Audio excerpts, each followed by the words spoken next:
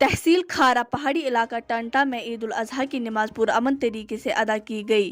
जो रौनक ईदगाहों में नजर आती थी वो इस बार बहुत कम देखने को मिली। लोगों ने पुरअमन तरीके से गाइडलाइंस का ख्याल रखते हुए ईद उल अजहा की नमाज अदा की।